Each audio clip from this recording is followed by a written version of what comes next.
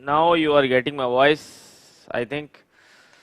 Yes. Good morning, all of you again. Good morning. Again, good morning, everybody.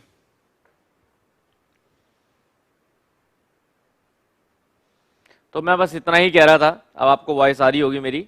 मैं बस इतना ही कह रहा था, मैंने कहा कि जिस तरह से आप हर हफ्ते के हफ्ते चलते जा रहे हैं आगे, तो बस आपको यही करना है बच्चों, ये छोटे छोटे स्टेप्स लेने की जरूरत है। मैंने आपको कहा कि बहुत बड़ा चेंज यहाँ पे नहीं करना है आपको। जिस तरह से अब कुछ बच्चे रेगुलर्स बिल्कुल बहुत बढ़िया परफॉर्मेंस देते जा रहे हैं, और सबका परफॉर्मेंस ग्राफ बच्चों मेरे पास है। आप कोई टेस्ट देते हैं वो भी, आप कोई रिस्पॉन्ड करते हैं बीच में वो भी, ठीक है ना। तो इसलिए बस इसी तरह से कंसिस्टेंसी बना के रखिए, छोटे छोटे छोटे छोटे स्टेप्स में चलते रहिए। यही आपको बहुत बड़े जो है सक्सेस तक पहुंचा देगा, बिना किसी बहुत कुछ अलग करे। क्लियर है। तो कई बार चीजों को बहुत सिंपल रखना चाहिए, बहुत कुछ चेंज करने की जरूरत नहीं होती है। हम हमेशा इस तलाश में रहते हैं कि कोई मैं बड़ा चेंज लाऊं अपने आप में, तो बड़ा चेंज अपने आप ऑटोमेटिकली आता है बच्चों, अगर आप छोटे छोटे चेंज जो है वो बहुत मजे से करते जा रहे हैं, रेगुलर करते जा रहे हैं, ठीक है ना। तो बस इस तरह से हम जो रिदम में बैठ गए हैं, अब इस रिदम को बनाए रखिएगा।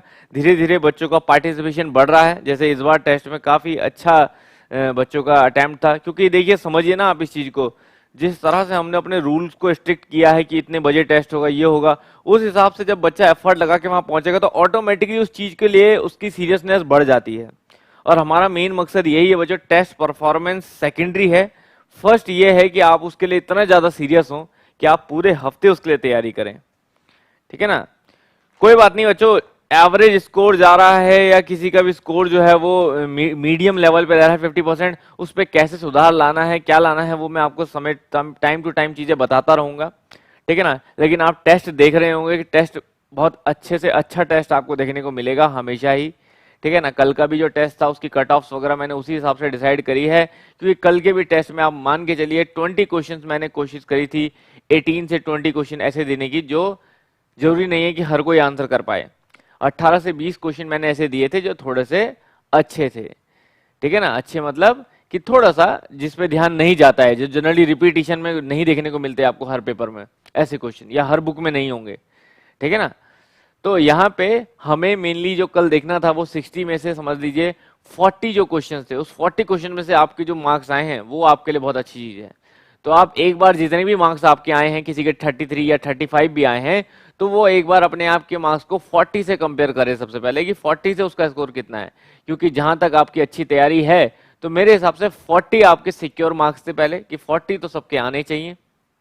उसके बाद उस 20 के लिए आप लोगों को स्ट्रगल करना जरूरी था, ठीक है ना। तो अब आप ये आंकलन कर लें कि उस 20 में से कितने आए हैं, जिसके 40 से कम आए हैं, ये मान के चलिए उस 20 में से उसने कुछ खास अर्न नहीं किया है, तो मतलब उसको उस मेहनत उस 20 के लिए करनी है, बट पहले मेहनत उस 40 के लिए करनी जरूरी है।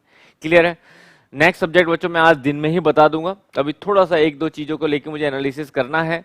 नेक्स्ट सब्जेक्ट में आज आपको दिन में ही बता दूंगा, ताकि आपके पास पूरा हफ्ता हो फिर उसके लिए एक बेहतर तैयारी करने के लिए। बस इसी तरह बच्चों और बच्चों को भी बताइए, क्योंकि आपको भी यही चाहिए। यहाँ पे मैंने फ्री टेस्ट इसलिए रखे हैं, पेड वालों के लिए भले ही टेस्ट सीरीज अलग से रहेगी, लेकिन पहले यहाँ पे फ्री टेस्ट इसलिए ही रखे हैं ताकि मैक्सिमम जितने बच्चे अटेम्प्ट करेंगे, हम भी चाहेंगे बच्चों मैकेनिकल के अच्छे से अच्छा बच्चा यहाँ आए और वो सीरियसली होकर अपने टाइम पे पेपर दे।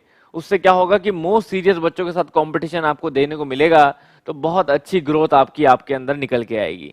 अब आप ये मान के चलिए कि कभी भी मैं जैसे बताता हूँ कि 400 बच्चों ने पेपर दिया, तो ये मान के चलिए अगर वैकेंसी सिर्फ 40 होती या 30 होती तो आपका सिलेक्शन का चांस कितना ज्यादा था, ठीक है ना। तो मैं हर पेपर के एक वैकेंसीज की तरह उसे रिक्रूटमेंट करने की कोशिश करूंगा। आप लोगों के साथ नोटिफिकेशन अगर मैं दूंगा कि अगले संडे पेपर है, तो उसका एक क्राइटेरिया बना लेंगे कि भैया इतनी वैकेंसी है इस बार, इतना ये है, ताकि हर बार आपको वो सिलेक्शन की फील आए कि मेरा इस बार सिलेक्शन हो रहा है या नहीं हो रहा है।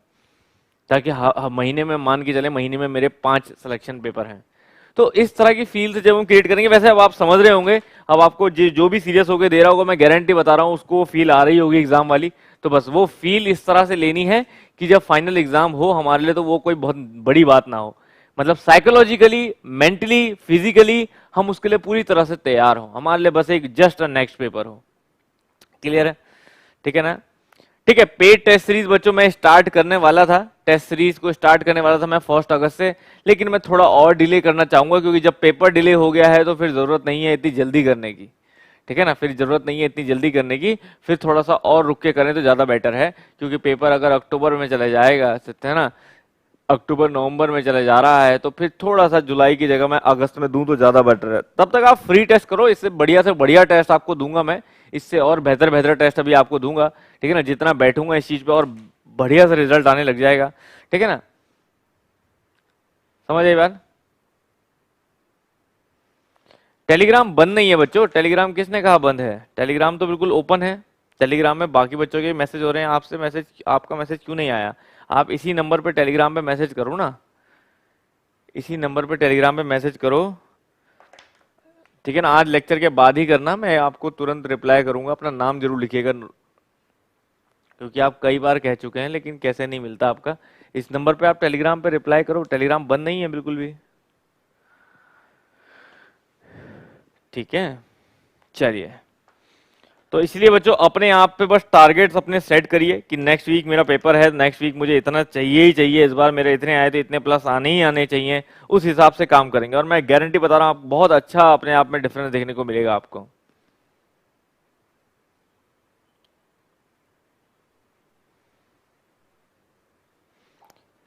तो ऐसा करिएगा बच्चों, इस लेक्चर के, जिसको टेलीग्राम नहीं दिख रहा है वो इस लेक्चर के बाद अपना नंबर, नंबर तो खैर ऐसा शेयर करना ठीक नहीं, आप व्हाट्सएप कर दीजिए फिर, अगर आपको टेलीग्राम नहीं दिख रहा है तो इसी नंबर पे व्हाट्सएप कर दीजिएगा, जो नंबर मैंने अभी लिखा था इसी नंबर पे व्हाट्सएप कर दीजिएगा, अगर टेलीग्राम किसी को नहीं दिखने में दिक्कत आ रही है, कई बार ऐसा हो जाता है, ठीक है ना, तो आप व्हाट्सएप कर दीजिएगा, मैं वहां से आपको रिस्पॉन्ड कर लूंगा। चलिए, थैंक यू वेरी मच, चलिए स्टार्ट करते बच्चों हमारे पास आगे, ठीक है ना। अब यहाँ पे हम लोग बात कर रहे हैं, पर प्लीज वो बात मेरे ध्यान रखिएगा कि टेस्ट के लिए मैक्सिमम से मैक्सिमम बच्चों को बताओ, पिछली बार से बच्चे बड़े हैं तो हम चाहते हैं कम से कम 1000-1500 बच्चों के साथ हमारा कंपटीशन हो, तो प्लीज ये 400 बच्चों को किसी तरह से 1000 तक लेके जाओ, ये रिस्पॉन्सिबिलिटी आपकी। भाई इसके लिए तो कुछ नहीं करना ना, आपको सिर्फ सीरियस होकर बच्चों को बताना है कि यार बहुत सही तरीके से टेस्ट हो रहा है, यहाँ हमारा एनालिसिस अच्छे से होता है, ठीक है ना, इसके रिजल्ट से एक प्रॉपर मैनेज इस तरह से हो रहा है कि हम एक रियल सिचुएशन देख रहे हैं। तो इस तरह से जब मोटिवेट करोगे तो दूसरा वाला बंदा भी जो सीरियस होगा ऑब्वियसली बात है वो देगा।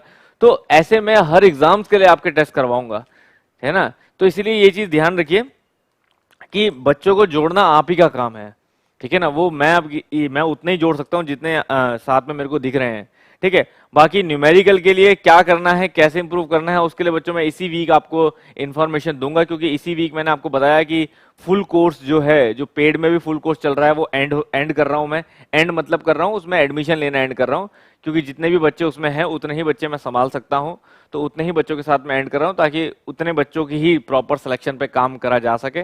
तो बस ये 4 डेज बचे हैं और मेरे हिसाब से अभी मेरे पास बच्चे जो हैं, जो मेरे टारगेट से हैं, वो 8 से 10 बच्चे कम हैं थोड़े, तो 8 से 10 बच्चे और एडमिशन उसमें अगर होते हैं तो बहुत अच्छा, नहीं भी होते तो कोई बात नहीं।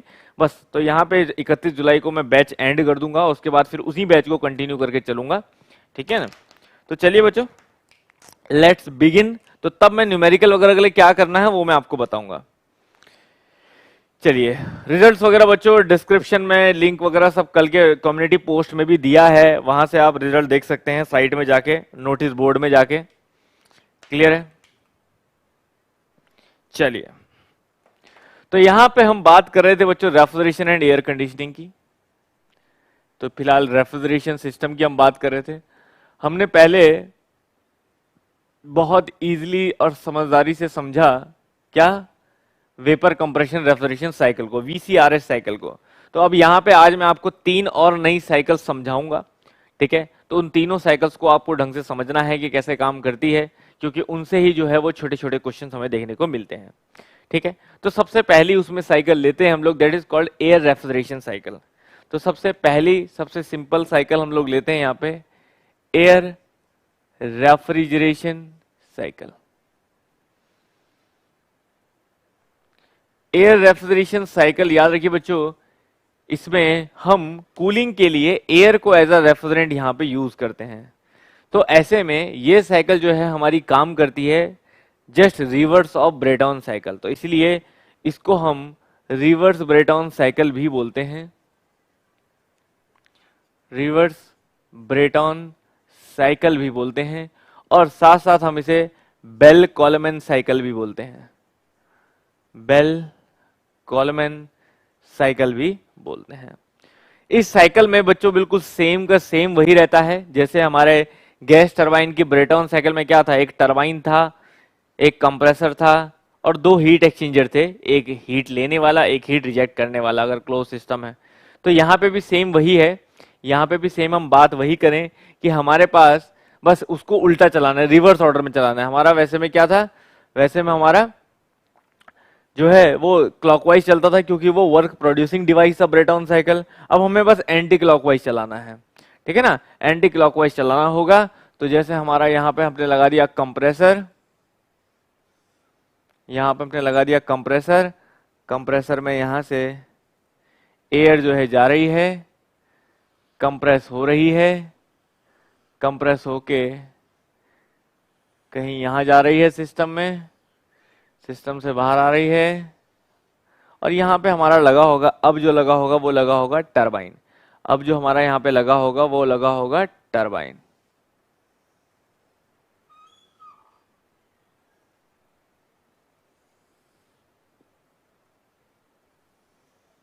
ठीक है, थोड़ा सा सेंटर पे नहीं हो रहा है मेरा ये, चलो मैं सेंटर एक्सिस कर देता हूँ इसकी।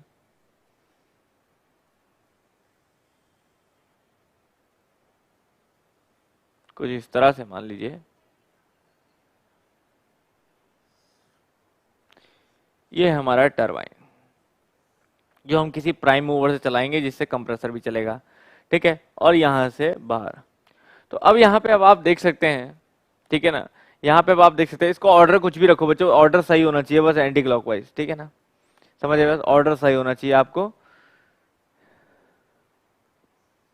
ठीक है। तो देखिए यहाँ पे अब ये रिवर्स ऑर्डर चलेगा, हमारा एंटी क्लॉकवाइज डायरेक्शन में हमारा मूव करेगा। तो अगर मैं एंटी क्लॉकवाइज डायरेक्शन में बात कर रहा हूं तो मतलब हीट का एब्जॉर्प्शन करना है हमें, है ना, हीट का क्या करना है, एब्जॉर्प्शन करना है, और हीट का क्या करना है, रिजेक्शन करना है। भाई वो काम तो सेम ही है जो हमें करना ही करना है, हीट का एब्जॉर्प्शन भी करना होगा और हीट का रिजेक्शन भी करना होगा। क्लियर है, ये बात समझ में आई ना? अब समझिएगा, ठीक है ना, ये तो बेसिक सी बात है, ठीक। तो अब समझिएगा, थोड़ा इसको देखने में अच्छा नहीं लग रहा है ना, थोड़ा सा ऐसा बना लेता हूँ तो थोड़ा सा ठीक लगे, सिमेट्री सा लुक आना चाहिए ना।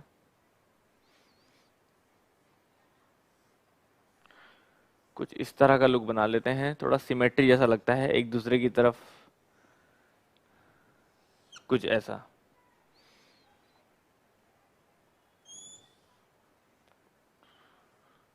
अब ठीक है, अब थोड़ा सिमेट्री सा लुक है, ठीक है। नाउ देखिए, डायग्राम की टेंशन नहीं है बच्चों, डायग्राम कैसा बने साइकिल को समझना है बस यहाँ पे। नाउ अब देखिए, अब इस साइकिल में हम आप देख सकते हैं कुछ इस तरह से है, सेम इसी तरह से हमारी साइकिल जो थी वो टरबाइन वाली भी चलती थी, लेकिन बस वो क्या थी, वो ऐसे चलती थी, है ना, जो वर्क प्रोड्यूसिंग थी वो ऐसे चलती थी। अब ये वर्क गिविंग है, तो यहाँ पे हमारे दो हीट एक्सचेंजर है बच्चों, एक हीट एक्सचेंजर ये है और हीट एक्सचेंजर ये है। अब आप क्या करोगे, अब आप यहाँ पे हमारा जो सिस्टम हमें कूल करना है वो सिस्टम किसकी कांटेक्ट में आएगा, कुछ इस तरह के हिस्से की कांटेक्ट में आएगा, मतलब जो हिस्सा हमें कूल करना है that is called cold region.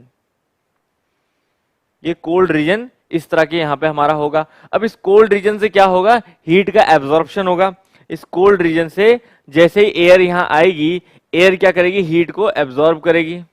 तो ऑब्वियस ही बात है, जब हम एयर यूज कर रहे हैं, जब हमने बोल दिया एयर, तो एयर नाम बोल दिया तो मतलब अब इसकी एक लिमिट हो गई ना। अब एयर कितना हीट ले सकता है, एयर ऑब्वियस ही बात है, रूम टेम्परेचर पर अगर एयर आ रहा है तो उसकी एक लिमिट हो गई कि वो कितना हीट ले सकता है ना। तो हीट यहाँ पे हीट की एक लिमिट हो गई, तो मतलब सीओपी बहुत ज्यादा हाई नहीं हो सकती, ये बात क्लियर है भाई। एयर जो है वो इस रीजन को इतनी हीट तो नहीं ले सकता ना कि इस रीजन को माइनस में कर दे, है ना, सिर्फ एक नॉर्मल कूलिंग कर सकता है। तो इसीलिए इसकी लिमिटेशन है कि सीओपी इसकी बहुत ज्यादा हाई आपको नहीं मिल सकती है यहाँ पे, ठीक है ना। तो एयर जितनी गर्म हो सकता है उतना ही होगा भाई। नॉर्मल हीट एब्जॉर्ब करने के बाद एयर का टेम्परेचर हाई होता है और वो हाई टेम्परेचर एयर जो है वो यहाँ जाता है, क्योंकि यहाँ फेज चेंज नहीं होना है, बस लो टेम्परेचर से हाई टेम्परेचर एयर में कन्वर्ट होना है।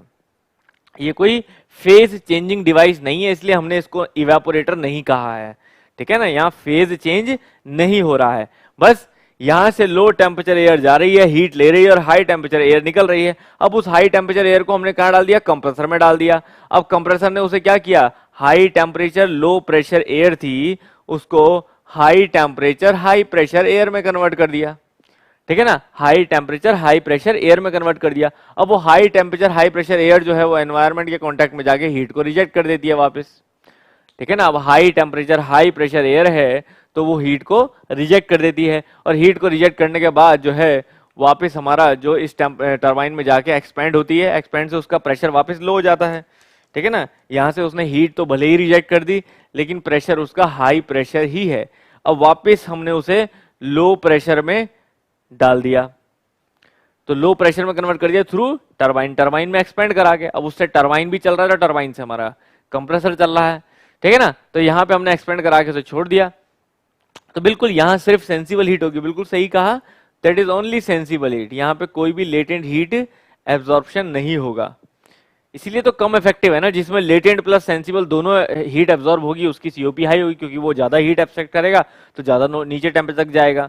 ठीक है ना, तो यहां पे जो है वो हीट कैरी करके वो यहां पे आता है।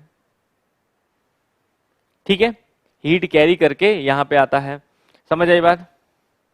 Air is bad conductor of heat, is thermal conductivity very low. बिल्कुल, एयर देखो किसी की भी थर्मल कंडक्टिविटी लो होती है बच्चों, तो इस चीज का मतलब आप समझो, ये नहीं है जैसे मान लीजिए ये बॉडी है, मैं बोलूं ये इंसुलेटेड है, तो इसका मतलब समझो कि अगर मैं इसको हीट अप कर रहा हूं तो ऐसा थोड़ी ना कि ये हीट ही नहीं होगा। भाई ये हीट अप इसको कर रहा हूं तो ऐसा तो बिल्कुल नहीं है कि ये हीट नहीं होगा। तो हवा में अगर रेडिएशन के थ्रू हीट अप हो रहा है तो ऐसा नहीं है कि हवा गर्म ही नहीं होगी, समझ आ रही बात। तो कोई भी बॉडी है जिसकी थर्मल कंडक्टिविटी लो है तो वो हीट को अपने थ्रू आगे किसी और बॉडी पे, मतलब जैसे दो बॉडी है उसके बीच में एयर है, तो एयर की कंडक्टिविटी लो है, मतलब वो इस बॉडी से इस बॉडी में हीट ट्रांसफर नहीं कर सकता ज्यादा, ये कंडक्टिविटी मतलब है। ये नहीं है कि कंडक्टिविटी लो है मतलब वो खुद ही हीट अप नहीं हो सकता। भाई जो ट्रांसफर नहीं कर सकता वो तो ज्यादा हीट अप होता है, वो ज्यादा हीट कैरी कर लेता है, समझ रहे ना। हमने थर्मल डिफ्यूजिविटी का कंसेप्ट तो पढ़ा है ना, एक होती है हीट कैपेसिटी।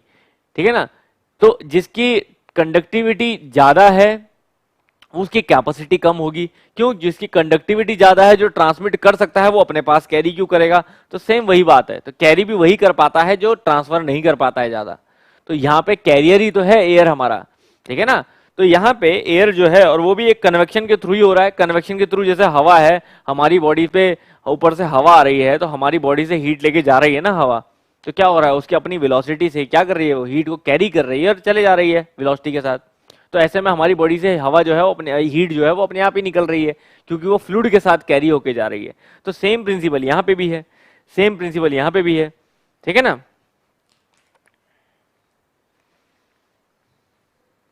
ठीक है, समझ आएगी बात। तो यहाँ पे हमारा जो है वो इस तरह से ये साइकिल चलती है। तो अगर हम साइकिल की बात करें तो जैसे हमारा ब्रेटॉन साइकिल था उसी तरह से हम लोग कह सकते हैं यहाँ पे। तो आप टीएस डायग्राम भी कह सकते हो और प्रेशर डायग्राम भी बोल सकते हो। तो टीएस डायग्राम अगर हम बोलते हैं तो it will remain same like this. TS diagram हमारा कुछ ऐसा ही होगा, दो कांस्टेंट प्रेशर साइकिल होगी, ठीक है ना, दो कांस्टेंट प्रेशर साइकिल होगी और दो आइसेंट्रोपिक साइकिल होगी। तो कांस्टेंट प्रेशर में हम क्या करेंगे, दैट इज द हीट का एब्जॉर्प्शन और रिजेक्शन देखने को मिलेगा हमें। तो कांस्टेंट प्रेशर साइकिल में हमें हीट का एब्जॉर्प्शन और हीट का रिजेक्शन देखने को मिलेगा। बस साइकिल को उल्टा चलाना है एंटी क्लॉकवाइज, कुछ इस तरह के डायरेक्शन में, ठीक है ना, जिसमें हमारा 1 2 3 4 है, यहाँ हमारा हीट का रिजेक्शन है, यहाँ हमारा हीट का एब्जॉर्प्शन है। ठीक है, तो ये है हमारा। और यहाँ पे 1 2 3 4 हम दिखा दें तो कंप्रेसर हमारा हायर प्रेशर साइड 1 2, फिर हीट का रिजेक्शन, फिर 3 एंड फिर 4। ठीक है ना, तो 1 2 3 4 सेम इस तरह से यहाँ पे हमारा हो रहा है। 4 से 1 में हीट का एब्जॉर्प्शन हो रहा है, 1 से 2 में कंप्रेशन हो रहा है। ठीक है ना, कंप्रेशन में दिख रहा है आपको टेम्परेचर राइज हो रहा है, आइसेंट्रोपिक है। ठीक है, और 2 से 3 में क्या हो रहा है हमारा, 2 से 3 में हीट का रिजेक्शन हो रहा है कांस्टेंट प्रेशर पे, और 3 से 4 में हमारा टरबाइन का वर्क हो रहा है, तो प्रेशर ड्रॉप हो रहा है, टेम्परेचर ड्रॉप हो रहा है। समझ आ रही बात।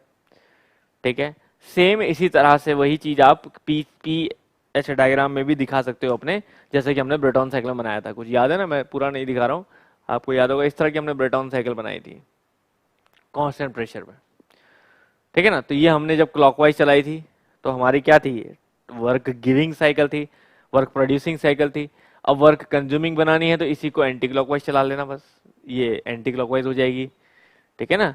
तो हायर प्रेशर साइड में हीट का रिजेक्शन वाला साइड रख लेना, और लोअर प्रेशर साइड में जो है हीट का एब्जॉर्प्शन वाला साइड रख लेना बस। तो ये सेम हम इस तरह से करेंगे, ठीक है, ठीक है। थ्रॉटलिंग यूज कर सकते हैं क्या, थ्रॉटलिंग यूज कर सकते हैं, बिल्कुल कर सकते हैं, लेकिन वही वाली बात है, थ्रॉटलिंग इतनी इफेक्टिव नहीं है, क्योंकि हमारा कंप्रेसर भी हमें चलाना है ना।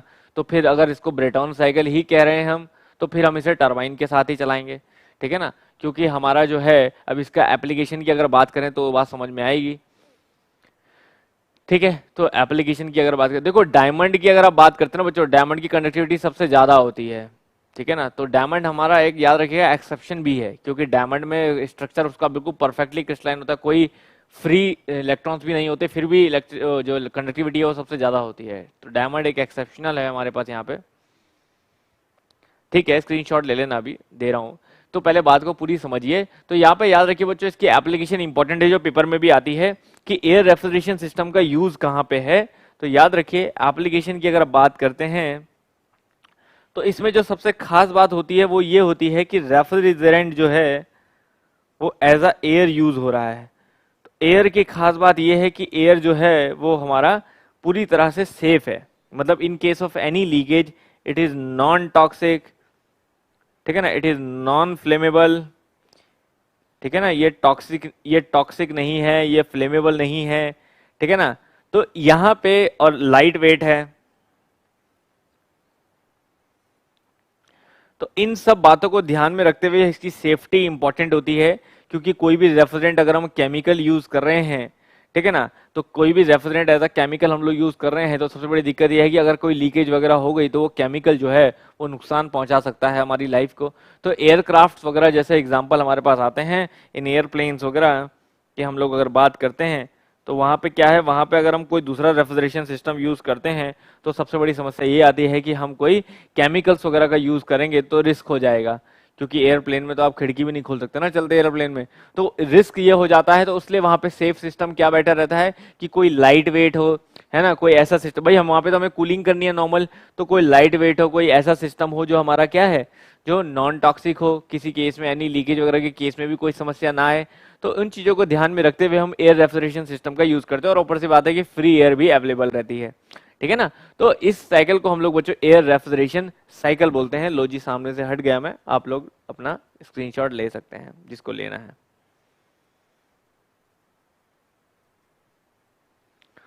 समझ आ गई बात ना हो।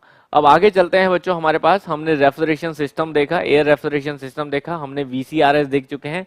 अब हम आते हैं कि वीसीआरएस में हमने देखा था कि हमारा जो है वो कंप्रेसर हमारा काफी वर्क जो है, कंप्रेसर जो है हमारा वो काफी वर्क जो है वो कंज्यूम करता है। भाई एक कंप्रेसर ही था जो सारा वर्क ले रहा था, बाकी तो कुछ था नहीं। तो इसीलिए उसको रिमूव करने के लिए, उसको ऑब्सोलीट करने के लिए हम लोग जो है एक नया सिस्टम लाते हैं जिसको VARS सिस्टम कहते हैं। तो ये समझ लीजिए आने वाली 2 साइकिल्स जो भी हैं उनका टारगेट सिर्फ ये है कि ये जो इनपुट वर्क है ना, ये जो इनपुट वर्क है इसको कम किया जाए, ठीक है। तो आने वाली साइकिल हमारी जो भी है उसका टारगेट क्या है कि इनपुट वर्क को कम किया जाए। इनपुट वर्क माने कि जो भी कंप्रेसर वर्क जा रहा है हमारा उसको रिड्यूस किया जाए, उसको कम से कम किया जाए, या फिर ऑब्सोलीट किया जाए, एलिमिनेट किया जाए। तो यहाँ पे इसी वीसीआरएस सिस्टम की इस कमी को हम लोग दूर करने की कोशिश करते हैं, क्योंकि वीसीआरएस सिस्टम बहुत एफिशिएंट सिस्टम है, अच्छा सीओपी है उसका, बहुत लो टेम्परेचर माइनस टेम्परेचर तक वो आराम से अचीव कर सकता है, बिकॉज रेफ्रिजरेंट के पास ऐसी प्रॉपर्टीज है कि वो माइनस में भी जाके इवेपोरेट हो जाता है, तो उससे बहुत लो टेम्परेचर पे भी वो इवेपोरेशन अच्छा देता है, जिससे सीओपी हमारी बहुत बेटर होती है, हीट एक्सट्रैक्शन की रेंज जो है वो बहुत ज्यादा होती है। लेकिन हर जगह हमें इतने लो टेम्परेचर तक जाने की जरूरत नहीं होती। बहुत सारे सिस्टम हमारे रेफ्रिजरेशन ऐसे होते हैं जहां पे हम जो है 0 डिग्री सेल्सियस तक जा रहे हैं, आइस जमा रहे हैं, इतना काम हमारा बहुत हो जाता है, ठीक है ना। तो ऐसे में हमें आइस जमाने के लिए माइनस में जाने की जरूरत नहीं है जब 0 डिग्री सेल्सियस में हो रहा है हमारा काम। तो फिर हम कहते हैं कि इतना रेफ्रिजरेंट का खर्चा या इतना रेफ्रिजरेंट का रिस्क क्यों लेना है, उससे बेटर कोई सिस्टम ऐसा लाया जाए जो इससे ज्यादा नेचुरल तरीके से रन कर सके।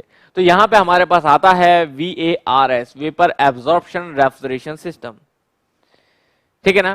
तो यहां पे हम बात करते हैं वेपर एब्जॉर्प्शन रेफ्रिजरेशन सिस्टम के, वेपर एब्जॉर्प्शन रेफ्रिजरेशन सिस्टम, ठीक है, VARS। क्लियर है, समझ आई बात। चलिए जल्दी में, हो सकता है बच्चों यहाँ पे लोग स्मार्ट बोर्ड की तरफ बढ़ रहे हैं, लेकिन हो सकता है मैं पीछे की तरफ जाऊं, क्योंकि मार्कर में उतना फील नहीं है जितना फील चॉक बोर्ड में है। तो हो सकता है आने वाले दिनों में आपको स्मार्ट बोर्ड की जगह चॉक बोर्ड दिखे यहाँ पे, तो तब शायद राइटिंग भी साफ आए उसमें, क्योंकि पुराना जो एक्सपीरियंस है वो चॉक बोर्ड का काफी अच्छा रहा है। चॉक बोर्ड में डायग्राम भी बहुत मजेदार बनते हैं, देखते हैं। चलो चलिए, वेपर एब्जॉर्प्शन रेफ्रिजरेशन सिस्टम। अब वेपर एब्जॉर्प्शन रेफ्रिजरेशन सिस्टम की अगर बात करें तो VARS में हमारा बाकी का सारा सिस्टम सेम है बच्चों, बाकी का सारा सिस्टम सेम है। मतलब हमारा जो हमारा VCRS का है वही मैं बनाया था। मेन VCRS में हमारी एक्सपेंशन वॉल्व, ठीक है, थ्रॉटल वॉल्व, हमारा इवेपोरेटर,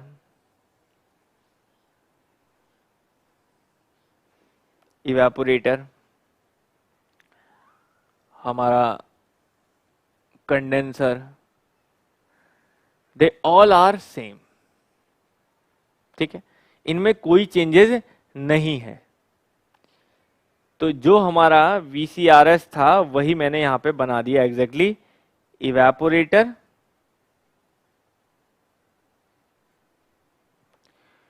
आपका कंडेंसर,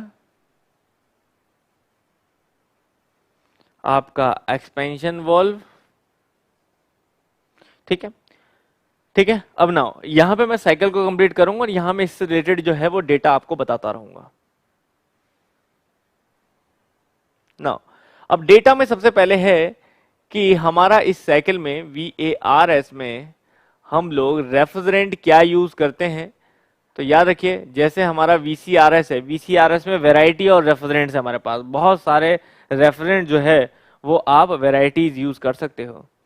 तो ऐसे में हम जो है रेफ्रिजरेंट जो है वो यहाँ पे फिक्स अमोनिया यूज करते हैं। तो यहाँ कोई वैरायटी नहीं है, लेकिन VCRS में बहुत वैरायटी है। यहाँ हम सिर्फ एक ammonia as a refrigerant use करेंगे, ठीक है। तो अमोनिया को, अब आप कहोगे सर लोगो हटा दीजिए, बट ब्रांडिंग तो कोई होने नहीं देता है। पर हमारे ब्रांड जो हैं वो आप लोग हैं, लोगो नहीं, ठीक है ना। ये है मटेरियलिस्टिक चीज, इसका कोई यूज नहीं है, तो इसको हटा देते हैं। ना ध्यान से प्यार से समझिए बच्चों, कोई समस्या नहीं है। रेफ्रिजरेंट जो है हमारा वो है अमोनिया यहाँ पे। तो मतलब यहाँ पे जो है अमोनिया फ्लो करता है, तो अमोनिया रहेगा लेकिन कंडीशन सारी वही रहेंगी, ठीक है ना। अमोनिया रहेगा लेकिन कंडीशन सारी वही रहेंगी। क्या कि भैया अमोनिया यहाँ से जा रहा है तो इवेपोरेटर में हमारा अमोनिया जो है वो लिक्विड अमोनिया जाना चाहिए, ठीक है। लो टेम्परेचर जाना चाहिए, लो प्रेशर जाना चाहिए, है ना। लो प्रेशर लिक्विड अमोनिया यहाँ पे जाना चाहिए, लो प्रेशर लिक्विड अमोनिया यहाँ पे जाना चाहिए, ठीक है। ये हमारा कंडीशन वही है जैसे हमारे रेफ्रिजरेंट की थी, यहाँ पे भी सब वही है। लेकिन अब यहां से यहां तक के बीच में हम जो है वो हमारी VCRS साइकिल में क्या लगाते हैं, सिर्फ एक कंप्रेसर लगता है और कंप्रेसर यहां से यहां प्रेशर राइज करता है। अब आप ये कह सकते हैं कि सिर्फ कंप्रेसर लगाने से हमारा ये काम जो है वो हो जाता है, लेकिन बात यह है कि हमें कुछ ऐसा करना है जिससे हमारी कंप्रेसर को हम हटा सकें, ठीक है। तो अब देखने में हम क्या कर सकते हैं, तो याद रखिएगा, एक कंप्रेसर को replace the compressor by, compressor को हम रिप्लेस किससे करते हैं, तो याद रखिए बेसिकली हम तीन चीजों से रिप्लेस करते हैं, वो है एक एब्जॉर्बर, एब्जॉर्बर, एक है जनरेटर, जनरेटर, और एक है हमारी, अब याद रखिए मेन तो एब्जॉर्बर जनरेटर, और एक तीसरा है छोटा सा पंप, स्मॉल पंप। ठीक है, स्मॉल पंप होगा, कोई बहुत ज्यादा बड़ा पंप नहीं है। ये मैं सोचेगा कि कंप्रेसर की जगह पंप आ गया सर, बात तो वही होगी, नहीं, बहुत फर्क है। कंप्रेसर की जगह पंप में बहुत फर्क है। फर्क आपको मैं साफ ऐसे बोलूं कि ये बॉटल है, इस बॉटल में पानी है, ठीक है ना, और एक दूसरी बॉटल है, उसमें क्या है, उसमें हवा है।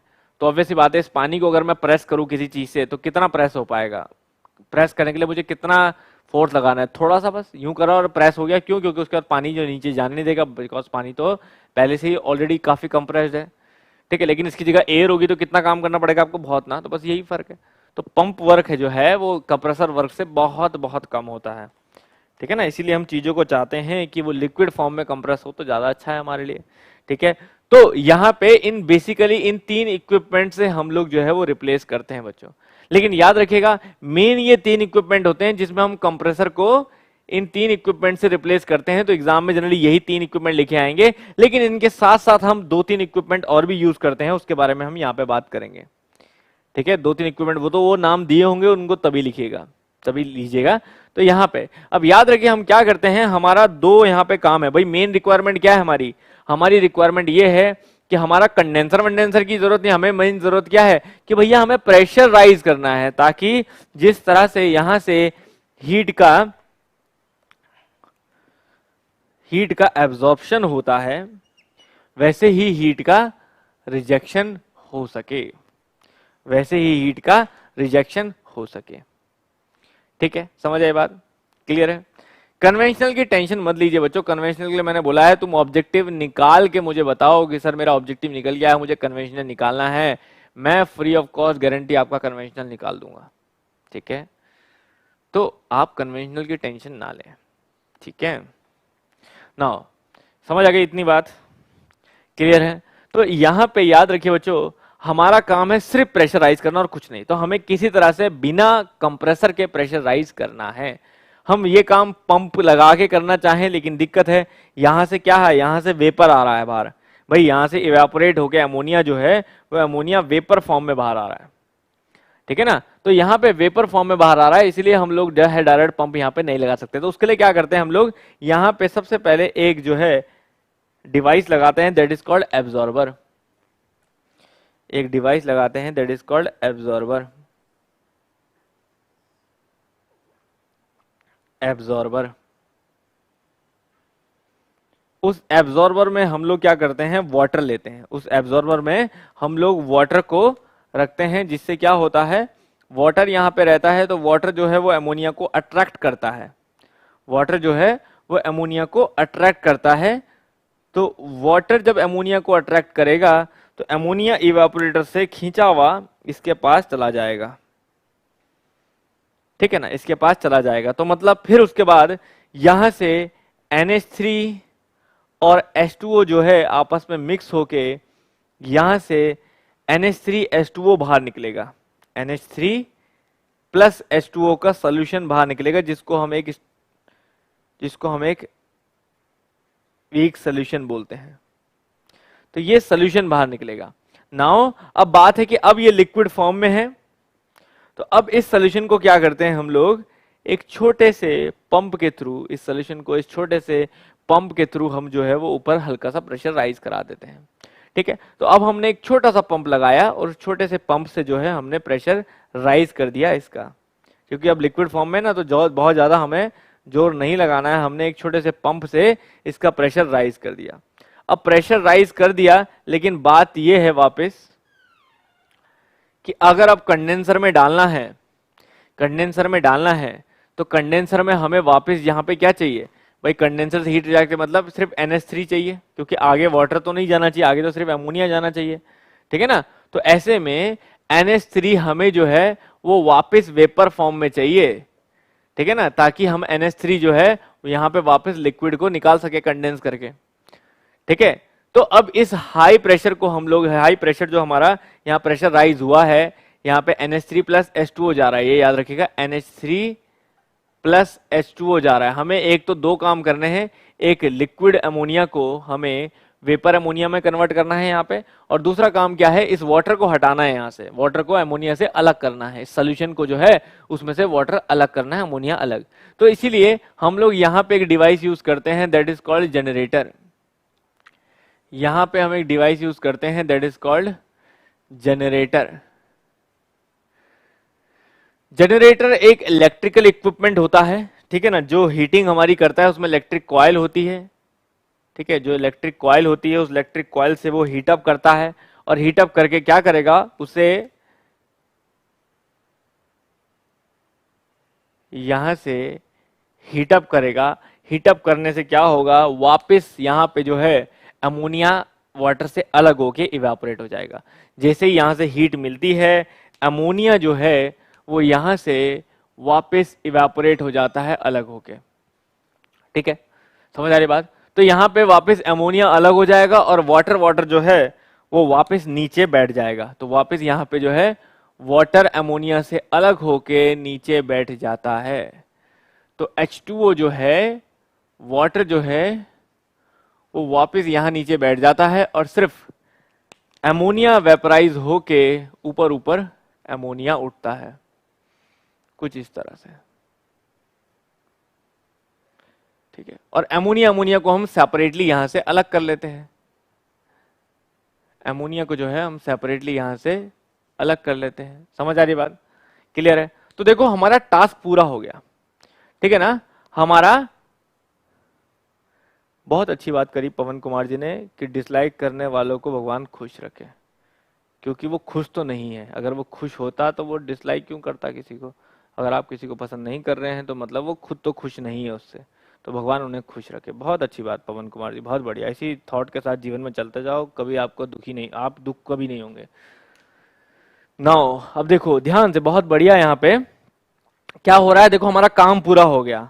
हमें क्या चाहिए था, हमें वेपर अमोनिया कंडेंसर में डालना था, मिल गया जी। वेपर अमोनिया जा रहा है कंडेंसर में, ठीक है, high pressure vapour ammonia condenser में जा रहा है। उसके बाद वो लिक्विड अमोनिया में कन्वर्ट हुआ, उसके बाद प्रेशर रिड्यूस हुआ और वापस इवेपोरेटर में। तो हमारा काम हो गया जो हमें चाहिए था। हमें सिर्फ क्या करना था, अमोनिया को, वेपर अमोनिया को, लो प्रेशर वेपर अमोनिया को हाई प्रेशर वेपर अमोनिया में कन्वर्ट करना था, बस। वो एक छोटे से पंप के काम के द्वारा हम लोगों ने कर लिया। अब यहाँ पे कई सारे क्वेश्चन आपके दिमाग में हो सकते हैं कि सर हमारे पास ये भी तो जा रहा है, यहाँ पे इलेक्ट्रिकल पावर भी तो जाएगी जिससे हम इसे हीट कर रहे हैं। तो याद रखिए, इसको हम बहुत अच्छा चलाने के लिए, मतलब नेचुरल चलाने के लिए, हम इस पे क्या करते हैं, इसको सोलर से कनेक्ट कर देते हैं। हम इसे सोलर पैनल से कनेक्ट कर देते हैं ताकि जो है हमारा ये मोड नेचुरल हो जाए, पावर भी जो है वो नेचुरल हो जाए, ठीक है ना। तो यहाँ पे हम इसे सोलर पैनल के थ्रू चलाते हैं तो फिर ये प्योर नेचुरल हो जाता है, ठीक है ना। फिर कोई हमारा कोई खास खर्च इस पे नहीं है, ठीक है। पंप वर्क हमारा बहुत छोटा है, ठीक है, कंप्रेसर वर्क के कंपेयर में। समझ आ रही बात। तो ये दो अंतर समझ में आए। अब मैंने आपको कहा कि ये तीन चीजों से हमारा चल रहा है, एब्जॉर्बर, पंप एंड जनरेटर, है ना। ये तीन चीजें हमने बोली। लेकिन अब इसको पूरी तरह से साइकिल को चलाने के लिए हमें कुछ तीन इक्विपमेंट्स हमारे और लगेंगे, ठीक है। क्या वो तीन इक्विपमेंट्स होंगे, तो सबसे पहले मैं एक और पॉइंट लिख दूं यहाँ पे। रेफ्रिजरेंट हमारा अमोनिया है, हमने कंप्रेसर को रिप्लेस किया है मेनली इन तीन चीजों से। और आप साथ में ये भी याद रखें, कि हमने जो है एब्जॉर्बेंट जो यूज किया है वो है हमारा वाटर, वाटर को एज अ एब्जॉर्बेंट हमने यूज किया है, ठीक है ना। थोड़ा सा कैमरा में इधर करना चाहूंगा जिससे कि आपको इधर का व्यू जो है और साफ दिखाई दे, ठीक है, कुछ इस तरह।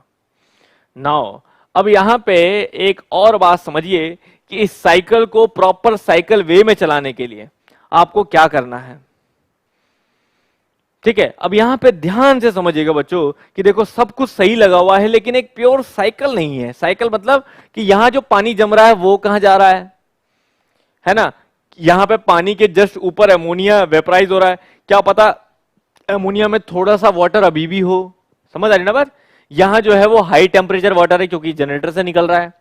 इसका कुछ हम नहीं कर सकते। तो इन सब चीजों को जब हम सही करते हैं तो यहाँ पे दो तीन चीजें हमारी और आ जाती हैं। वो क्या क्या है ध्यान समझो, अब यूज से समझो, इसलिए मैंने स्टेप वाइज बता रहा हूं। पहले साइकिल समझ गए, अब वो दो तीन चीजें इसको और इंप्रूव कर सकती हैं। क्या? जैसे सबसे पहले यहां पे जो अमोनिया जा रहा है, हो सकता है उसमें थोड़ा सा मॉइस्चर हो अभी, तो यहां पे सबसे पहले हम एक डिवाइस लगा लेते हैं, रेक्टिफायर। ठीक है ना, तो मैं ब्लू से दिखा देता हूं जो मैं अब लगा रहा हूं। यहां पे हम एक डिवाइस लगा देते हैं, वो कहलाता है रेक्टिफायर। ठीक है, रेक्टिफायर। तो एक डिवाइस हो जाता है हमारा रेक्टिफायर। रेक्टिफायर का काम क्या है? ठीक है ना, प्रॉपर लिख लीजिएगा। रेक्टिफायर का काम क्या है? To remove the traces of water. जो अमोनिया में वाटर के ट्रेसेस हैं उनको रिमूव कर देना, उनको हटा देना। तो अमोनिया में अगर कोई भी पानी के ट्रेसेस हैं तो उसको रिमूव कर देना, मतलब यहां पे भी जो है वाटर जो है वो अलग हो जाएगा। ठीक है ना, तो अगर कोई अमोनिया में वाटर होगा तो वो अलग हो जाएगा। तो उस वाटर को क्या करेंगे? उस वाटर को हम यहां जनरेटर में ही डाल देंगे, क्योंकि वो भी हाई टेम्परेचर वाटर है ना, तो हम जनरेटर में ही डाल देंगे। समझ आ रही बात? तो जो रेस्ट ऑफ H2O होगा वो यहां हम जनरेटर में ही डाल देते हैं वापस। ठीक है, तो ऊपर यहां सिर्फ और सिर्फ प्योर अमोनिया होता है। ठीक है, बहुत कम निकलेगा यहाँ पे वाटर, लेकिन निकल सकता है। तो ये जो होगा यहाँ पे वेपर, वो प्योर अमोनिया होगा। ठीक है ना, तो प्योर NH3 मतलब यहां से अब जा रहा है। समझ आ रही बात? तो एक तो लगा रेक्टिफायर। ठीक है, ठीक है, समझ आ गई बात? To remove the traces of water. ठीक है, नाउ अब यहां पे देखो ये वाटर यहां चलेगा। अब बात है कि इस वाटर का क्या करना है, तो भैया इस वाटर को सीधा नीचे भेज दो। वो नीचे वाटर चाहिए ना, इस वाटर को सीधा नीचे भेज दो। अब बात है कि सीधा कैसे भेज दे भाई? ये वाटर जो है वो high temperature high pressure water है, ये वाटर जो है वो low temperature low pressure water है। समझ आ रही बात? ये water low temperature low pressure water है जी, low temperature low pressure water है। ठीक है ना, और ये वाटर जो है वो high temperature high pressure water है। तो मतलब यहाँ पे भी हमें वाटर का जो है प्रेशर गिराना पड़ेगा, तो उसके लिए हम एक लगा देते हैं यहाँ पे रिड्यूसिंग वॉल्व। तो यहाँ पे हम लगा देंगे एक रिड्यूसिंग वॉल्व, तो उसमें तो कोई खर्च नहीं होता ना हमारा, उसमें कोई खर्चा थोड़ी ना। एक रिड्यूसिंग वॉल्व लगा दी, तो रिड्यूसिंग वॉल्व क्या करेगी? यहां से वाटर जब जा रहा है उसका प्रेशर को ड्रॉप कर देगी, और हम नीचे प्रेशर लो प्रेशर वाटर हम भेज सकते हैं। तो हाई प्रेशर से लो प्रेशर वाटर हमने भेज दिया, देखो नीचे। अब बात है कि लेकिन इस वाटर का टेम्परेचर भी तो राइज होगा, इस जनरेटर में हीट अप हो रहा है। ठीक है ना, तो इस वाटर का टेम्परेचर भी राइज होगा। तो इस वाटर के टेम्परेचर के हीट को हम कुछ कर सकते हैं क्या? बिल्कुल कर सकते हैं भाई। जनरेटर का खर्च बचाना है तो जो यहाँ पे वाटर हीट हुआ है, अगर ये वाटर हीट जाने वाले वाटर को दे दे, जो ऊपर जा रहा है ना, जो ऊपर वाटर जा रहा है उस वाटर को अगर ये हीट दे दे अपनी, तो नीचे जाने वाला जो है वो खुद भी ठंडा हो जाएगा, क्योंकि यहाँ पे तो ठंडा ही चाहिए, खुद भी ठंडा हो जाएगा और उसे हीट भी दे देगा। तो अब इन दोनों के बीच में भी हम लगा देते हैं एक हीट एक्सचेंजर। इन दोनों के बीच में भी हम लगा देते हैं एक हीट एक्सचेंजर। समझ आ रही बात? अब देखो ना किस तरह से ये तीन नए इक्विपमेंट यहाँ पे ऐड हुए हैं, only to improve, only to improve. It is not the necessary part of the cycle but to improve the part. ठीक है ना, ताकि जो साइकिल है वो साइकिल की तरह प्रॉपर चल सके। तो that is a heat exchanger जो हम यहाँ पे लगा देंगे, जो क्या करेगा? यहां से जाने वाले हीटेड वाटर से यहां पे ऊपर जाने वाली, ये क्या है? ये वाटर है और ये जो है वो अमोनिया सोल्यूशन है। ठीक है ना, तो ये वाटर है, ये अमोनिया सोल्यूशन है। याद रखिए, वाटर अमोनिया सोल्यूशन। तो ये NH3, ये सिर्फ H2O है, ये सिर्फ H2O है। ठीक है, मैं अंदर लिख देता हूं, याद रखिए ये सिर्फ H2O है और ये जो है वो NH3 प्लस H2O है। तो डायरेक्ट कांटेक्ट में नहीं आएंगे। ठीक है ना, direct transfer type heat exchanger होगा, जिससे कि हीट जो है वो यहां से यहां इसे ये दे के जाएगा। समझ आ रही बात? तो ये हीट जो है इसे दे के जाएगा। तो अब ये सिस्टम प्योरली जो है बिल्कुल सही तरीके से चल रहा है बच्चों। अब ये सिस्टम प्योरली जो है वो बिल्कुल सही तरीके से चल रहा है। देखो अब कोई समस्या ही नहीं है, सब अपने अपने घर पर पहुंच गए जिसको जहां चाहिए था। समझ आ रही बात? This is called vapour absorption refrigeration cycle. तो अब आप यहां पे कह सकते हो कि सर एक कंप्रेसर लगना था, आपने उसकी जगह पे 6 डिवाइस लगा दिए, है ना। 3 तो ये हो गए और 3 इनको इंप्रूव करने वाले डिवाइस हो गए। वो इंप्रूव करने वाले भी लिख देते हैं पहले। वो क्या क्या हो गए, वो हो गए हमारे that is called rectifier, that is called reducing valve, और हमारा क्या, that is your heat exchanger.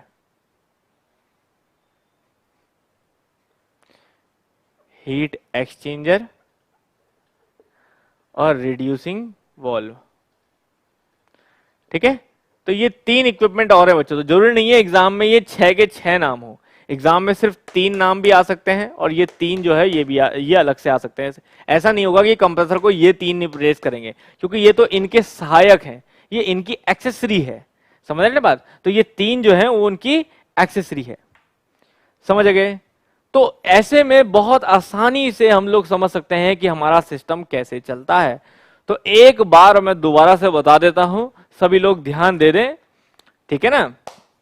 Now condenser ने सब कुछ वही है, ठीक है। एमोनिया गया, लिक्विड एमोनिया इवापोरेटर में गया, जिस चीज को ठंडा करना है वो लिक्विड एमोनिया ने उससे हीट कैरी करी, ठीक है। बस मेरे साथ ध्यान से समझते जाओ, मेरे साथ साथ चलते जाना। हीट कैरी करी, वो एमोनिया इवेपोरेट हुआ। अब इवेपोरेटेड एमोनिया जो है, और टाइम क्या होता है, कंप्रेसर लगा होता है, कंप्रेसर उसे खींचता है और कंप्रेस कर देता है। लेकिन अभी क्या है, हमने कंप्रेसर नहीं लगाया है, तो वो एमोनिया को किसने खींचा, हमने एक एब्जॉर्बर लगाया, उसमें वाटर ले लिया, वाटर के साथ एमोनिया का एक अट्रैक्शन है, वो उसे अपने आप ही खींच लेता है। तो वाटर हमने यहाँ पे कलेक्ट किया, वाटर ने अमोनिया को अपने आप खींचा और उसके साथ मिक्स होकर एक वाटर एमोनिया सोल्यूशन बना दिया। लेकिन अब ये वाटर एमोनिया सोल्यूशन जो है वो लिक्विड फॉर्म में हो गया, तो लिक्विड फॉर्म में हो गया तो हमें उसको पंप करना आसान रहा, तो हमने उसे छोटे से पंप से पंप कर दिया। अब पंप कर दिया तो पंप करने के बाद हमने क्या किया, हमने उसे रीजनरेटर में भेज दिया ताकि हम अमोनिया को अलग कर सके वाटर से। तो हमने एक जनरेटर लगाया, जनरेटर हमने किससे चला रहे हैं, हमारा एक इलेक्ट्रिकल इक्विपमेंट है उससे चला रहे हैं, ठीक है, चाहे वो सोलर से चलाओ या जैसे भी चलाओ, तो हम उससे चला रहे हैं। वहां से हमने क्या किया, वाटर को अलग कर लिया, अमोनिया को अलग कर लिया, तो हीटअप करके वेपर अमोनिया अलग निकाल लिया और वाटर अलग, तो वाटर नीचे कलेक्ट हो गया और वेपर अमोनिया अलग हो गया। वेपर अमोनिया को हमने बाहर निकाल दिया और एक रेक्टिफायर के थ्रू जो है उसे बचा कुचा मॉइस्चर भी उसे हटा दिया और प्योर वेपर अमोनिया जो है वो कंडेंसर में चले गया। बाकी की साइकिल सेम है। अब जो बचा कुचा वाटर है उसे वापस जनरेटर में भेज दिया। अब जनरेटर में हमारे पास वाटर पड़ा है जो हाई टेम्परेचर वाटर है, हाई टेम्परेचर वाटर जो है उसको हमने क्या किया, वापस नीचे एब्जॉर्बर में वाटर कलेक्शन है वहां भेज सकते हैं, लेकिन उसका प्रेशर रिड्यूस करना पड़ेगा, तो हमने एक रिड्यूसिंग वॉल लगा दी, रिड्यूसिंग वॉल से उसका प्रेशर हमने लो कर दिया और उसकी हीट को भी कम कर सकते हैं। तो जो जाने वाला लिक्विड अमोनिया मिक्सचर है उसको उसकी हीट दे दी, तो जिससे उसकी हीट भी कम हो गई और प्रेशर भी कम हो गया और वापस लो प्रेशर लो टेम्परेचर हमारा वाटर जो है वापस यहाँ कलेक्ट हो गया जो हमारे अमोनिया को अट्रैक्ट करेगा। This is the process, this is the process. समझ आ गई बात, क्लियर है,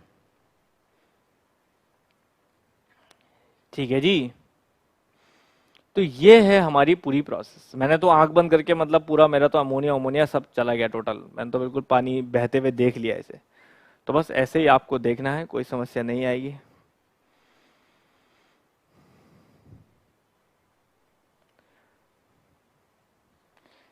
रोहित ठाकुर क्या क्या लिख रहे हैं, प्यार मैं कभी करता हूँ, अच्छा शेर और शायरी चल रही है।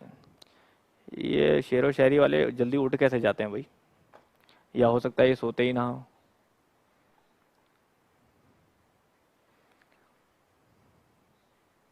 समझ आ गई बात, चलिए चलिए समझ गए। नाउ अब देखिए बच्चों, तो अब आपके दिमाग में एक सिंपल सा क्वेश्चन ये हो सकता है कि सर एक कंप्रेसर हटा के हमने इतना मुश्किल सिस्टम क्यों बनाया है। तो अब ऑब्वियस सी बात है, ये मुश्किल तो है, देखो कितना खचर बचर है, एक कंप्रेसर लगाना था, सी लिखना था और ऊपर, तो वो सिस्टम हमारा आसान है, लेकिन ये जो है ये बहुत कॉम्प्लेक्स है। तो यही इसका डिसएडवांटेज भी है कि ये कॉम्प्लेक्स है, इसमें खर्चा होगा, पाइपिंग सिस्टम ज्यादा है, ऑब्वियस सी बात है, इन्वेस्टमेंट ज्यादा होगा। छोटे सिस्टम के लिए ये नहीं है, घर पे रेफ्रिजरेटर चलाना है तो ये प्लांट नहीं बना सकते ना पूरा का पूरा। सोचो ना, आपने रेफ्रिजरेटर घर पे लेके आया, पूरा एक फैक्ट्री लगी हुई है रेफ्रिजरेटर की घर पे, वहां से वहां जा रहा है, वहां से रिड्यूसिंग जा रहा है, तो एक आदमी रखा हुआ मेंटेनेंस के लिए, तो दैट इज इम्पॉसिबल। तो इसीलिए जो हमारे छोटे इक्विपमेंट्स होते हैं या हमारे डोमेस्टिक इक्विपमेंट्स होते हैं उनके लिए ये सुटेबल सिस्टम नहीं है, ठीक है ना। ये सुटेबल सिस्टम पर्टिकुलरली एप्लीकेशंस के लिए ही सही है। क्यों, जहां पे हमारा जो है, पहली बात, जहां पे हमारा माइनस में, बहुत माइनस में टेम्परेचर ना जाना हो, पहली बात, उनके लिए बेटर है, बहुत माइनस में नहीं, क्योंकि अमोनिया का भी जो है वो हमारा बॉइलिंग पॉइंट अभी सब बताऊंगा मैं रेफ्रिजरेंट के टाइम पे अमोनिया की प्रॉपर्टीज क्या क्या है, लेकिन बता दो तो बहुत माइनस में हमें नहीं जाना है। पहली बात, सीओपी मतलब हमें बहुत हाई नहीं चाहिए, चलेगा, ठीक है। दूसरी बात यह है कि सिस्टम हमारा इतना बड़ा है तो बड़ी जगह चाहिए, ठीक है ना, तो छोटे इक्विपमेंट्स में यूज नहीं हो सकता है, समझ आ रही बात। तो इसलिए इसने ऐसा नहीं कह सकते कि इसने वीसीआरएस को हटा दिया कि भैया कंप्रेसर का यूज हटा दिया तो इसको ही हटा दिया, ऐसा नहीं कह सकते। हम ये कह सकते हैं कि इसने क्या किया, उसमें एक ऑप्शन दिया है कि जहां ये रिक्वायरमेंट वीसीआरएस या इतना हाई सीओपी वाली नहीं है और कोई प्रॉपर परमानेंट कहीं प्लांट सिस्टम आप स्टैब्लिश कर रहे हो तो वहां इसका यूज कर सकते हो। बट याद रखिए अमोनिया भी ऐसी चीज नहीं है कि आप बोलो कि चलो भैया अमोनिया सेफ है, टॉक्सिक नहीं है, मुंह में डाल लो। तो यहां पे भी है जो ऐसा है कि ये टॉक्सिक जो है वो है, तो यहां पे भी हम ऐसा नहीं है कि अमोनिया को हर चीज में यूज कर सकते हैं। बट कुछ चीजें ऐसी हैं, जैसे हमारे पास पूछा जाता है ice making factory, ice making जहां बर्फ बनती है उस फैक्ट्री में आप देखोगे वहां से एक अजीब सी गंध आती है आइस फैक्ट्री में, ठीक है ना। हमारा तो जब बचपन में स्कूल होता था, स्कूल के पीछे ही आइस फैक्ट्री होती थी, तो एक हम तो मतलब 3-4 साल ही उस गंध में पड़े हैं, तो बहुत एक अजीब सी बड़ी अजीब सी गंध आती है, इसमें एक घुटन सी होती है, तो वो अमोनिया लीकेज हो गया तो देखो नुकसान तो है, ठीक है ना। तो इसलिए मैंने इस फैक्ट्री को बहुत नजदीक से देखा हुआ है, हर समय यही दिखता रहता था हमें। तो आइस मेकिंग फैक्ट्री में आप ये यूज कर सकते हो, क्यों, क्योंकि सिर्फ बर्फ बनाना है आपको, बर्फ बनाना है, बर्फ बनाना है तो बहुत लो टेम्परेचर नहीं जाना, सिर्फ आइस फ्रीज हो जाना चाहिए, ठीक है। दूसरा सीओपी बहुत हाई नहीं, स्पेस बड़ा चाहिए, तो इसलिए जो है इसका जो है हमारा यूज है, लेकिन पर्टिकुलरली जगह पे। तो जब बड़े सिस्टम की बात करते हैं तो सीओपी वहां पे हाई रखने के लिए वीसीआरएस सिस्टम में आपको क्या है, जो रनिंग कॉस्ट होती है वो ज्यादा देनी पड़ेगी, कंप्रेसर चलाना है उसकी पावर ज्यादा जाएगी, इसकी रनिंग कॉस्ट कम है लेकिन इन्वेस्टमेंट कॉस्ट हाई है, ठीक है ना। तो याद रखिए high investment cost, high initial cost, initial cost इसकी हाई है लेकिन लो रनिंग कॉस्ट, जब सिस्टम बन जाए तो फिर रनिंग करने की कॉस्ट कम है, क्योंकि रनिंग करने में सिर्फ एक पंप का वर्क जा रहा है, बाकी तो सारा पाइपिंग सिस्टम है, ठीक है ना। समझ आई बात, समझ आई बात, ठीक। दूसरा ये बात समझ में, लो रनिंग कॉस्ट, ठीक। दूसरा हमारे पास यहां पे जो है इस सिस्टम की कॉम्प्लेक्सिटी ज्यादा है, ठीक है ना, तो इसलिए छोटे डोमेस्टिक सिस्टम में यूज नहीं हो सकता, डोमेस्टिक सिस्टम, छोटे डोमेस्टिक सिस्टम में यूज नहीं हो सकता। LIBR का भी यूज करते हैं बच्चों, LIBR का भी यूज करते हैं, लेकिन आपको पेपर में जब ज्यादातर यही पूछा गया है तो इसलिए मैं इसको यहाँ पे यही बता रहा हूँ कि आपको आइज मेकिंग वगैरह के लिए आता है तो फिर इस ऑप्शन को टिक करें, LIBR आएगा तो तब उस पर देखेंगे, उसको टिक करेंगे, तो मेनली यही आपको पूछा जाएगा ज्यादातर पेपर में जो आया भी है, तो ये थोड़ा सा ध्यान रखिएगा, ठीक है। LIBR भी अपने आप में पूरा ऑप्शन है, ठीक है, लिथियम ब्रोमाइड, उसमें क्या खास है, अभी हम चलेंगे एक साइकिल और आगे चलेंगे, क्लियर है, समझ आ गई बात। तो ये याद रखिएगा vapour absorption system is mostly use in this type of system, तो जहां पे हमारा इनिशियल कॉस्ट हमारा हाई होगा भी लेकिन रनिंग कॉस्ट हमें कम रखना है तो उसके लिए हम इस सिस्टम को यूज कर सकते हैं। समझ आ गई बात आपके, चलिए नेक्स्ट चलते हैं अगले सिस्टम में, ठीक है, ठीक है ना। बाकी ऑब्जेक्टिव्स में सब कवर करेंगे ना, किसका आंसर क्या करना है, यहां तो सिर्फ समझते चलो आप।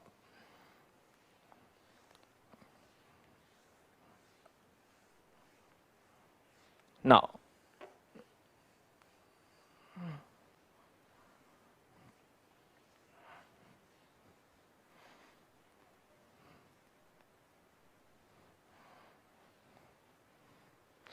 नौ बच्चों, अब इसी चीज को ध्यान में रखते हुए एक हमारा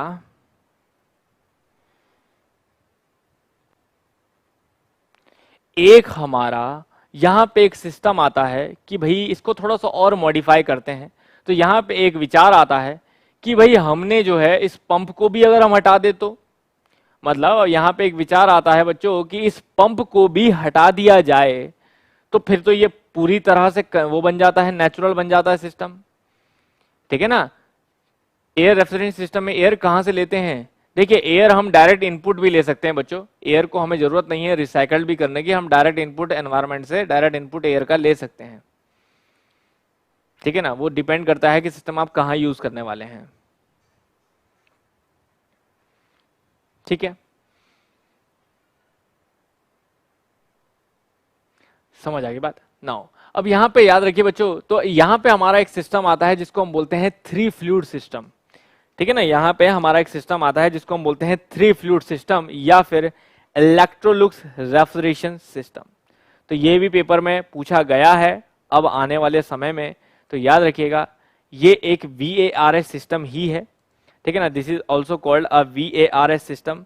अब ये VARS सिस्टम में ही हमारा इलेक्ट्रोलुक्स रेफ्रिजरेशन सिस्टम आता है, जिसको हम बोलते हैं 3 फ्लूइड एब्जॉर्प्शन सिस्टम। नाउ तो यहीं पर हमारा एक सिस्टम आता है that is called 3 fluid absorption system.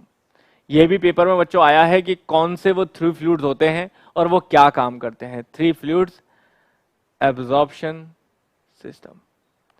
तो याद रखिए VARS का एक मॉडिफिकेशन है 3 फ्लूइड एब्जॉर्प्शन सिस्टम हमारा, ठीक है, जिसको हम इलेक्ट्रोलुक्स रेफ्रिजरेशन सिस्टम भी बोलते हैं। इलेक्ट्रोलुक्स रेफ्रिजरेशन सिस्टम भी बोलते हैं, ठीक है।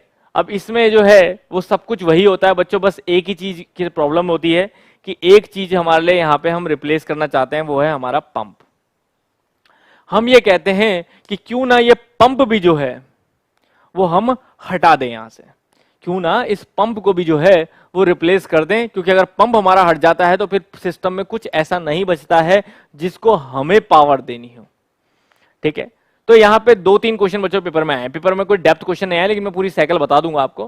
पेपर में डेप्थ क्वेश्चन नहीं आया, पेपर में क्वेश्चन जो है वो सिंपल सा आता है कि कौन से 3 फ्लूइड्स होते हैं और उनके क्या क्या फंक्शन होते हैं।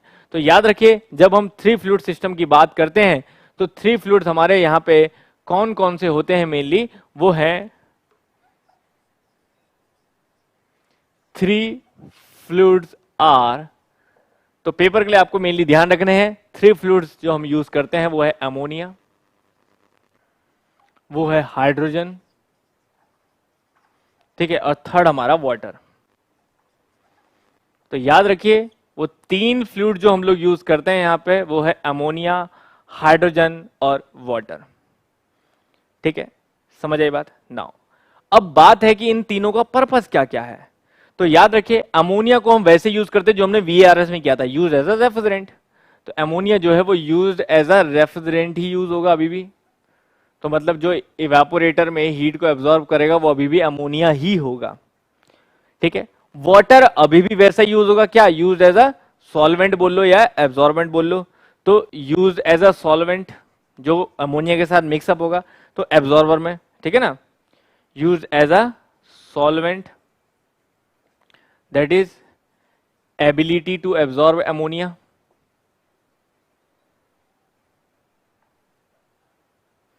अमोनिया को एब्जॉर्ब करने की एबिलिटी होगी।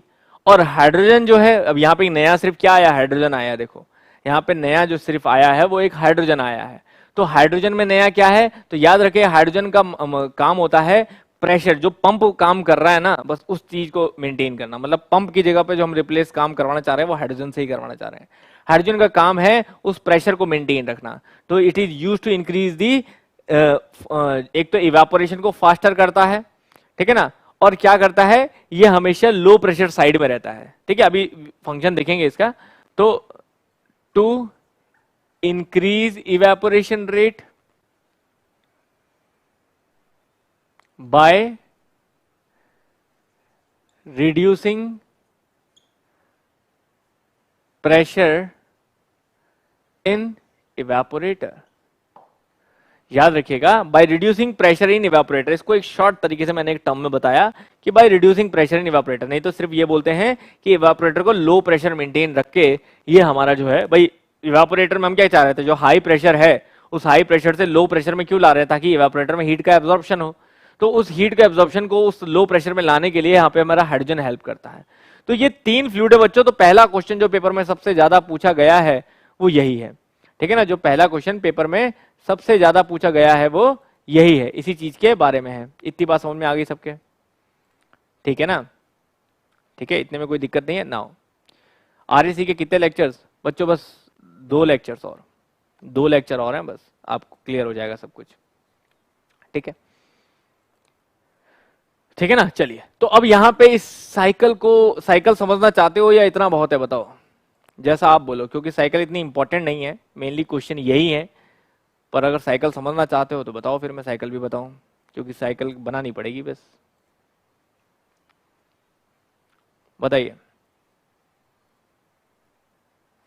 क्योंकि फिगर भी यहाँ पे अगर मैं पिक्चर दिखा दूं तो भी कुछ समझ नहीं आएगा, क्योंकि पिक्चर में जब तक चलूंगा नहीं, एरो नहीं ड्रॉ करूंगा। बताओ जैसा जाए, साइकिल की जरूरत है तो साइकिल बताऊं, नहीं जरूरत है तो नहीं बताऊं, जैसा आप लोग बोलें, ठीक है।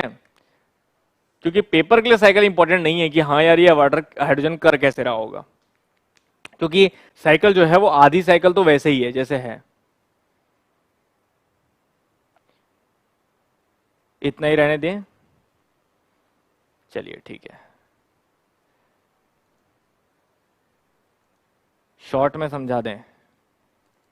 शॉर्ट क्या होता है, देखो फिर ये वाली बात है कि अगर समझना है तो वो एक अलग चीज है। चलो तो इतना ही रहने देते हैं, फिर कोई दिक्कत नहीं है, क्योंकि इतना इंपॉर्टेंट नहीं है कि साइकिल कैसे चलती है इसकी, ठीक है ना। नहीं नहीं, साइकिल वाइकल नहीं पूछेगा आपको, सिर्फ 3 फ्लूइड सिस्टम पूछना है और तीनों फ्लूइड के फंक्शन बताना चाहिए। देखो अब अगर मैं एक जनरल बता देता हूं आपको, एक जनरल बता देता हूं, ठीक है, सभी नो कह रहे हैं तो अच्छी बात है, एक जनरल बता देता हूं। अमोनिया जो है उसका काम बिल्कुल वही रहेगा बच्चों जो है, तो मतलब साइकिल में इवेपोरेटर, इवेपोरेटर, कंडेंसर, वॉल्व, इन सब का काम वही है जो था। इधर भी एब्जॉर्बर, ठीक है ना, इधर भी एब्जॉर्बर, जनरेटर, रिड्यूसिंग वॉल्व, छोटा पंप, ये तो इन सब का काम यही था। लेकिन हमें क्या करना था, इस पंप को हटाना था बस। तो पंप से जो प्रेशर राइज कर रहे हैं वो प्रेशर का डिफरेंस हमें चेंज करना है। तो अभी समझ लीजिए हम हाई प्रेशर वाली साइड ही चल रहे हैं, बस हम हाई प्रेशर वाली साइड ही चल रहे हैं। तो बस क्या करेंगे हम, हाइड्रोजन में जो इवेपोरेशन करेंगे वो हाइड्रोजन की प्रेजेंस में करेंगे, जो इवेपोरेशन करेंगे वो हाइड्रोजन की प्रेजेंस में करेंगे। तो हाइड्रोजन क्या करता है कि यहाँ पे अगर हाई प्रेशर, अब यहाँ ऐसा नहीं है कि यहाँ हाई प्रेशर है यहाँ लो प्रेशर, ऐसा नहीं है, यहाँ हाई प्रेशर ही एंटर कर रहा है, लेकिन इवेपोरेटर में जाके हाइड्रोजन की वजह से उसका प्रेशर जो है वो इक्वलाइज हो जा रहा है और हाइड्रोजन उसे वहां पे लो प्रेशर क्रिएट कर रहा है, जिससे हीट का एब्जॉर्प्शन हो पा रहा है, बस दैट्स इट। तो यहाँ पे सिर्फ इतना याद रखिए कि इवेपोरेटर जो है उसमें हाइड्रोजन की प्रेजेंस में ही इवेपोरेट करेगा, ठीक है, समझ आएगी बात, बस इतना ध्यान रखिए। तो बाकी सब सिस्टम जो है हमारा वही है। नाउ अब आ जाते हैं बच्चों लास्ट, जो पिछले एसएससी में 2019 वाले एसएससी में भी जिससे क्वेश्चन आया है और पिछले 1-2 एसएससी में पूछा गया है, ठीक है ना। तो यहां पे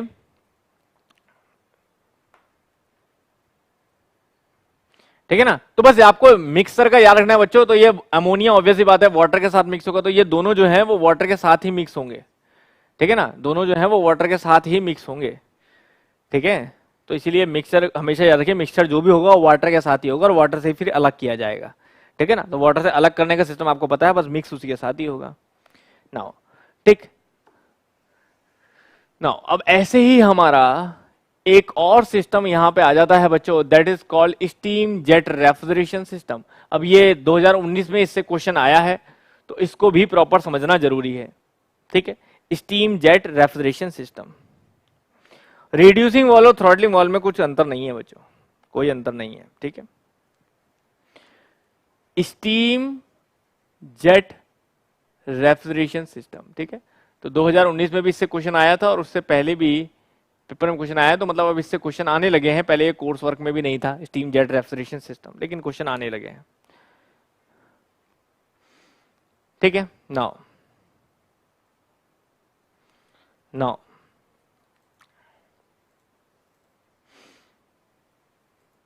ठीक है, शुरू करें। नाउ अब देखो, स्टीम जेट रेफ्रिजरेशन सिस्टम अपने आप में एक साइकिल है बच्चों प्रॉपर। ये अब एब्जॉर्प्शन साइकिल की तरह नहीं है, यहाँ पे एक अपने आप में साइकिल, और ये भी नेचुरल है, इसमें भी कोई पंप वंप हम यूज नहीं करते, इसीलिए ये सिस्टम जो है इंपॉर्टेंट है, ठीक है ना। तो इसमें भी जो है हम बाकी सब चीजें यूज नहीं करते हैं, कोई पंप यूज नहीं होगा, कुछ नहीं यूज होगा, प्रॉपर साइकिल ऐसे चलेगी। तो ये भी जो है वो प्रॉपर इक्विप किया जाता है किसी ऐसे सिस्टम के साथ जहां पे कोई वाटर का सर्कुलेशन होना हो, इस तरह से कोई सिस्टम के साथ। तो ये इसका एक पर्टिकुलर एप्लीकेशन है चलाने का। तो इस पे जो क्वेश्चन आए हैं पेपर में लास्ट टाइम वो यही आए हैं कि स्टीम जेट रेफ्रिजरेशन सिस्टम, इनमें से कौन सा इक्विपमेंट जो है वो पर्टिकुलरली यूज होता है या कौन से प्रिंसिपल पे काम करता है। तो याद रखिए 2-3 चीजें, एक स्टीम जेट रेफ्रिजरेशन, जेट लिखा है तो ऑब्वियसली बात है एक प्रॉपर इक्विपमेंट आ जाता है नोजल। तो यहाँ पे जो है वो नोजल का सबसे बड़ा यूज है, ठीक है, क्योंकि फिर बात वही आ गई कि वो प्रेशर डिफरेंस कैसे क्रिएट करे, वो प्रेशर डिफरेंस कैसे क्रिएट करे। तो यहां पे जो है वो नोजल का एक बहुत बड़ा यूज है वो प्रेशर डिफरेंस क्रिएट करने के लिए। अब नोजल प्रेशर डिफरेंस कैसे क्रिएट कर सकती है, तो वी ऑल नो दैट इसका प्रैक्टिकल एक्सपीरियंस हम लोग अब तो देख चुके हैं। आप जानते हो कि अगर मैंने एयर की वेलोसिटी बढ़ाई कहीं पर तो प्रेशर वहां पे ड्रॉप करेगा, प्रेशर ड्रॉप करेगा तो लिक्विड जो है वो उठ के अपने आप ऊपर आ जाएगा। तो आप लोगों ने लास्ट एक्सपेरिमेंट देखा है ये जो मैंने करवाया था, ठीक है ना। इस संडे का एक्सपेरिमेंट भी अभी अपलोड नहीं हुआ क्योंकि एडिटिंग का टाइम नहीं लगा, वो भी जल्दी आपको इसी हफ्ते मिलेगा, ठीक है ना, क्योंकि कल एडिटिंग में बहुत टाइम लग गया। तो इसलिए याद रखिए, अभी जिसने नहीं देखा है वो बर्नौलिस का एक्सपेरिमेंट जाके देखे। क्या बताया था कि यहां पे सेम जेट का भी काम यही है बच्चों, कि जेट से हम स्टीम को पास करेंगे और स्टीम जो है वहां पे लो प्रेशर क्रिएट करेगी, लो प्रेशर क्रिएट करेगी तो वहां से वेपर को जो है अपने आप उठ के आ जाएगा। ये हमारा ये सिस्टम काम करता है, ठीक है। तो अब इस सिस्टम में जो है वो हमारा कोई रेफ्रिजरेंट यूज होता है या नहीं? नहीं, हम इस सिस्टम में वाटर को ही यूज करते हैं बच्चों। तो मतलब अब ये सिस्टम की भी एक कंडीशन ये हो गई, ठीक है ना, अब सिस्टम की भी ये कंडीशन ये हो गई कि इस सिस्टम में हमारा वाटर अगर यूज हो रहा है तो हम कूलिंग सिर्फ वाटर से कर रहे हैं। तो मतलब अब यहाँ पे भी बहुत ज्यादा हम माइनस में नहीं जा सकते, बहुत ज्यादा क्या माइनस में जा नहीं सकते, ठीक है ना, पर्टिकुलरली जीरो भी नहीं जा सकते। तो मतलब अब वाटर जितनी हीट एब्जॉर्ब कर सकता है उतने ही टेम्परेचर तक जाएंगे। तो मतलब हम ऐसा कर सकते हैं कि 7 डिग्री तक चले गए हीट करके उसे, ठीक है ना। तो अब यहाँ पे हम जो है वो टेम्परेचर जो है वो बहुत लो अचीव नहीं कर सकते, इसलिए इसकी भी सीओपी जो है वो बहुत हाई नहीं होती है, ठीक है। VARS की भी नहीं होती है लेकिन इसकी उससे भी कम होती है। तो सीओपी यहाँ पे इसलिए जो है VCRS जो है वो सबसे सक्सेसफुल हमारा रहता है, सबसे इफेक्टिव रहता है आज भी, ठीक है।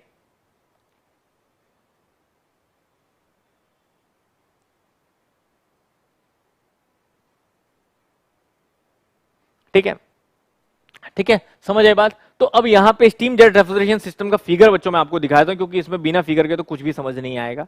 तो यहाँ पे मैं फिगर दिखा रहा हूँ आपको बना के छोटा सा फटाफट, और आप समझ सकते हैं। मान लीजिए, तो इसलिए स्टीम जेट रेफ्रिजरेशन सिस्टम हर जगह यूज नहीं होता बच्चों, कहीं पर्टिकुलरली जगह यूज है, खासकर जहां स्टीम बन रही है ऑलरेडी वहां यूज करना बेटर रहता है।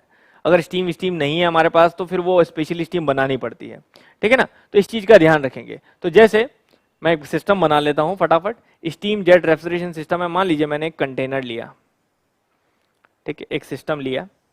अब इस सिस्टम की खास बात क्या होगी कि ये वहां लगाना बेटर रहेगा जहां पे हमारा समझ लीजिए कोई वाटर का सर्कुलेशन हो रहा है, ठीक है ना। तो जनरली हम लोग फिट करते हैं, जैसे कोई एसी प्लांट है, एसी प्लांट है, उस एसी प्लांट में हमारा कोल्ड एयर आती है, कोल्ड वाटर आता है और हॉट वाटर निकलता है, ठीक है ना, यही होता है। तो किसी हम इस तरह के सिस्टम को हमने ले लिया जहां पे हमारी हॉट और कोल्ड वाटर सर्कुलेट करता है, उसके साथ हमने इसे इक्विप्ड कर दिया ये सिस्टम को। तो ये ऐसे सिस्टम के साथ सही चलता है। तो मान लीजिए यहां पे कोई सिस्टम है, तो मैं ऐसे एक सिस्टम बना लेता हूं। इस सिस्टम से कोई मतलब नहीं है, बस ये सिस्टम के साथ लगेगा ताकि वाटर का सर्कुलेशन हमें ऑटोमेटिकली मिलता रहे उसी के साथ।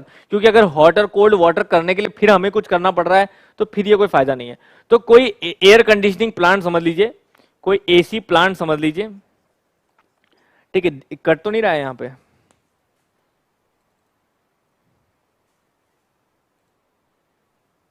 दिख रहा है? थोड़ा बहुत क्लियर है?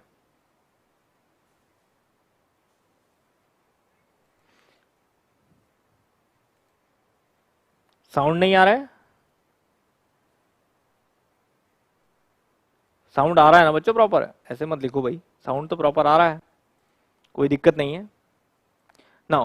तो यहां पे समझो, मैं लिख देता हूं, ठीक है, इधर लिख देता थोड़ा। ये है मेरा कोई एसी प्लांट,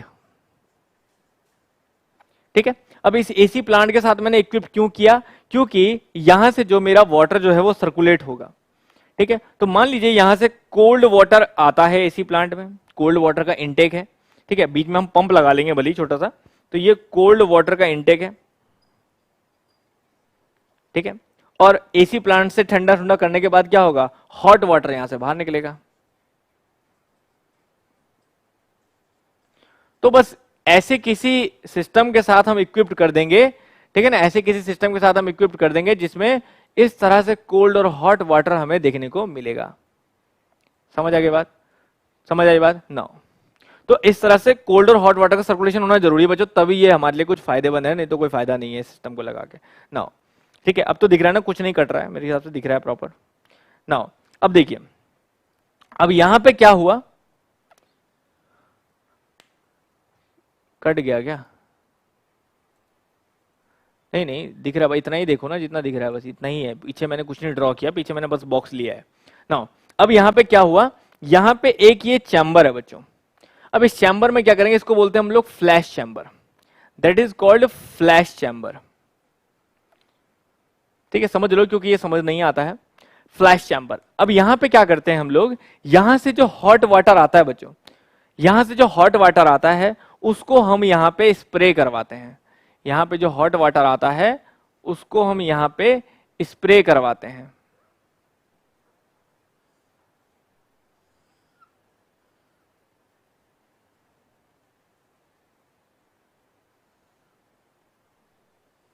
कुछ इस तरह से।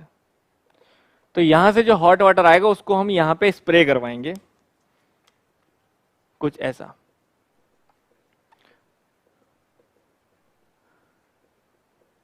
तो यहां से बच्चों हॉट वाटर का स्प्रे होता है, ठीक है, हॉट वाटर का स्प्रे यहां से हुआ। अब स्प्रे हुआ तो यहां पे जो कोल्ड वाटर जमा है हमारा, ठीक है ना, यहां पे जो कोल्ड वाटर जमा है हमारा, वो कोल्ड वाटर क्या करेगा, हीटअप होगा। यहां पे कुछ कोल्ड वाटर जमा है हमारा, वो हीटअप होगा, ठीक है। There is a collection of cold water. तो यहां पे हम ऐसा वाटर रखते हैं, ठीक है ना, there is a cold water. तो अब क्या होता है, यहां से बहुत ज्यादा तेजी से जो है आपका हीटअप होता है। हीटअप होते होते अब बात है कि हमें क्या चाहिए, हमें इस वाटर को वेपर फॉर्म में कन्वर्ट करना है। अब ये एकदम से वेपर कैसे बनेगा भाई, यहां से कोई सुपरजेट स्टीम तो आ नहीं रही है, हॉट वाटर आ रहा है। अब ये हॉट वाटर जो आ रहा है इससे हम जो है एकदम से इसको वेपराइज तो नहीं कर सकते, हीटअप कर देंगे चलो। तो हीटअप होने के बाद वेपराइज कैसे होगा, तो आपको पता है बच्चों वेपर फॉर्मेशन बॉइलिंग जो है वो दो तरह से हो सकती है, एक टेम्परेचर को बढ़ा के, एक प्रेशर को लो करके, है ना। टेम्परेचर को बढ़ा के भी हो सकती है और एक वेपर प्रेशर तक ले जाएं, अगर नीचे लो प्रेशर कर दें, वेपर प्रेशर तक ले जाएं तो भी वेपराइजेशन स्टार्ट हो जाएगा। तो अब यहाँ पे हम यही टेक्निक अपनाते हैं बच्चों, टेम्परेचर को राइज ना करके हम प्रेशर को लो करते हैं। हम चाहते हैं यहाँ पे जो है वो प्रेशर हमारा लो रहे, ठीक है। अगर पानी की कमी होती है तो हम पानी इधर से डाल देते हैं, ठीक है। तो हम यहाँ पे चाहते हैं प्रेशर लो हो, तो उसके लिए हम क्या करेंगे, अब ये सारा सिस्टम जो है स्टीम जेट रेफ्रिजरेशन सिस्टम, वो उस पानी के उसके लिए ही है कि यहाँ पे प्रेशर को लो किया जा सके। तो अब क्या करेंगे, उसके लिए हम यहाँ पे, मैंने कहा ना जहां पे स्टीम बन रही हो वहां बेटर है। तो कोई मान लीजिए स्टीम बॉयलर है, उससे स्टीम निकल रही है, ठीक है, ये कोई स्टीम बॉयलर है उससे स्टीम निकल रही है। तो इसलिए इसका यूज लिमिटेड हो जाता है उन जगहों में ही जहां पे चीजें अवेलेबल हो। तो अब यहां से जो स्टीम निकल रही है उसको क्या करेंगे हम लोग, एक सिस्टम में भेजेंगे, एक सिस्टम में भेजेंगे, किसी ऐसे सिस्टम में जहां पे हम जो है स्टीम का इजेक्शन करा सकें। तो मान लीजिए यहां पे एक सिस्टम होता है, उसे हम लोग बोलते हैं, एक सिस्टम लगा होता है बच्चों यहां पे, उसको हम लोग बोलते हैं that is called thermo compressor, मतलब टेम्परेचर के साथ कंप्रेस करना, that is called thermo compressor. कुछ ऐसा एक इक्विपमेंट होगा that is called thermo compressor, ठीक है। एक बार समझ लो, फिर बार बार लाइव में समझने की जरूरत नहीं कैसे काम कर रहा है थर्मो कंप्रेसर। अब ये थर्मो कंप्रेसर में क्या है, देखो यहां से स्टीम जा रही है। अब ये स्टीम जा रही है तो हमने क्या किया, यहां पे एक नोजल लगा दी, यहां पे एक नोजल लगा दी। अब नोजल से क्या हो रहा है, जो स्टीम निकल के यहां से आ रही है, ठीक है ना, स्टीम निकल के यहां से आ रही है, वो स्टीम यहां से जाएगी तो बहुत तेजी से जाके यहां से स्टीम जो है वो हाई स्पीड में निकलेगी, ठीक है, बहुत हाई स्पीड में जो है वो स्टीम यहां से बाहर निकलेगी। तो अब यहां पे याद रखिए बच्चों, that is called nozzle, steam nozzle यहां पे लगी हुई है, जिससे जो जेट है वो हाई वेलोसिटी जेट जो है वो बाहर आ रहा है, हाई वेलोसिटी जेट। अब ये क्या करेगा, यहां पे वेलोसिटी इतनी ज्यादा बढ़ेगी तो उस पॉइंट पे प्रेशर जो क्या होगा, ऑटोमेटिकली ड्रॉप हो जाएगा। प्रेशर जो है इस पॉइंट पे ऑटोमेटिकली प्रेशर जो है इस पॉइंट पे ड्रॉप हो जाएगा। तो बात समझते हैं आप, that is a simple Bernoulli's principle. तो जिसके वजह से इस रीजन में देखो ये इसी के साथ इक्विप्ड है, ये चैम्बर है ना, ये कंप्रेसर और चैम्बर एक साथ इक्विप्ड है। तो यहां पे जैसे ही लो प्रेशर रीजन क्रिएट होगा, वेपर्स बनने शुरू हो जाएंगे, और ये वेपर जो है वो ऑटोमेटिकली सरफेस ऑफ, भाई वेपर एक सरफेस फिनोमेना है, सरफेस ऑफ वाटर से ये वेपर जो है वो लो प्रेशर रीजन की तरफ भागने लग जाएंगे। इस तरह से जो है ये वेपर सारे यहाँ पे जो है उठ के यहाँ से भागने लग जाएंगे। ठीक है, समझ आ रही बात? तो यहाँ पे इसने क्या किया इस सिस्टम के साथ, जिसको ठंडा किया इसने, ठीक है ना, तो यहाँ से वेपर जो है इस फॉर्म में जा रहे हैं यहाँ से। ठीक है, अब उसके बाद क्या है, हमारा वेपर यहाँ से इधर गए। ठीक है, ये हमारा इजेक्टर है, समझ लीजिए, ये हमारा यहाँ से इजेक्टर आया, दिस इज कॉल्ड इजेक्टर। अब क्या करें, अब इस वेपर को वापस ठंडा करना है साइकिल को प्रॉपर चलाने के लिए, तो इसके बाद फिर सिंपल सिस्टम है, आपने इसके बाद वापस लगा दिया कंडेंसर, इसके बाद आपने वापस लगा दिया कंडेंसर। ठीक है, और कंडेंसर के बाद जो है ये बन गया लिक्विड। लिक्विड को आपने वापस पंप करना है, या छोटा मोटा पंप लगा दिया जरूरत है तो, नहीं तो ये लिक्विड जो है हमारा यहाँ से हमने आगे पास आउट कर दिया जो भी इधर जा रहा है। तो चाहे हम इसको वापस यहाँ इनटेक करा सकते हैं प्रोसेस के लिए, अगर हमारा पानी का सर्कुलेशन हमें रखना है तो हम इसे वापस इनटेक करा सकते हैं यहाँ पे। ठीक है, तो ये वाटर इन है। ठीक है, तो ये है हमारा टोटल स्टीम रेफ्रिजरेशन सिस्टम बच्चों। ठीक है, स्टीम को कंट्रोल करने के लिए हम यहाँ कंट्रोल वॉल्व भी लगाते हैं, ताकि हर जगह हर टाइम पे हमें स्टीम नहीं चाहिए। ठीक है, तो ये हमारा स्टीम जेट रेफ्रिजरेशन सिस्टम कहलाता है। तो हमारा कोई भी प्लांट है, मान लीजिए एसी प्लांट है, एयर कंडीशनिंग प्लांट है, जिसको हम ठंडा कर रहे हैं, तो ऑब्वियसली बात है उससे वाटर सर्कुलेशन है हमारा। तो हमने कोई ऐसा सिस्टम लिया जिससे हमारा वाटर सर्कुलेशन के थ्रू हमें ठंडा करना है। तो हमें यहाँ पे एसी प्लांट है हमारा, जिसको हमें वाटर के थ्रू ठंडा करना है। तो उस वाटर को हम क्या करते हैं, वाटर को हम लोग क्या करते हैं, जिससे कि हमारा हॉट वाटर जाता है, जो भी निकल के यहाँ से आउटपुट वाटर ठंडा कर दिया उसने। अब एसी प्लांट अपना एसी वाला काम कर रहा है, ठंडा कर दिया उसने वाटर ने। ठंडा करने के बाद जो हॉट वाटर आया, उस हॉट वाटर को हमने कोल्ड वाटर के कलेक्शन में स्प्रे कराया। ठीक है, जिससे उसका टेम्परेचर राइज हुआ, टेम्परेचर थोड़ा राइज हुआ, जितना तक हम कर सके उतना तक टेम्परेचर राइज हुआ। उसके बाद हमने प्रेशर को लो करके उसे, मतलब ये समझ लीजिए 100 डिग्री सेल्सियस टेम्परेचर हमारा होता है, क्योंकि प्रेशर हमारा क्या होता है, एटमॉस्फेरिक होता है। तो एटमॉस्फेरिक प्रेशर पे हम 100 डिग्री सेल्सियस पे हम लोग जो है बॉइलिंग करते हैं ना, बॉइलिंग हमारी होती है, वेपर फॉर्मेशन। लेकिन अगर मैं प्रेशर को यहां से सीधा 0.9 बार तक ले जाऊं, बहुत कम ले जाऊं, ठीक है ना, मैं प्रेशर को डेसिमल में ले जाऊं, तो क्या होगा भाई, यहां तो 1.31 समझते हैं आप लोग, 1.35, ठीक है ना, 1.1035 ले लो। तो ये प्रेशर से अगर मैं 0.9, 0.8, 0.7, 0.6 तक ले जाऊं, तो समझ लीजिए हमारा जो है बॉइलिंग वो 7 डिग्री सेल्सियस में भी हो जाएगी। समझ रहे हैं आप, बॉइलिंग जो है हमारी ऐसे में 7 डिग्री सेल्सियस पे भी मात्र हो जाती है, ये आप समझिए।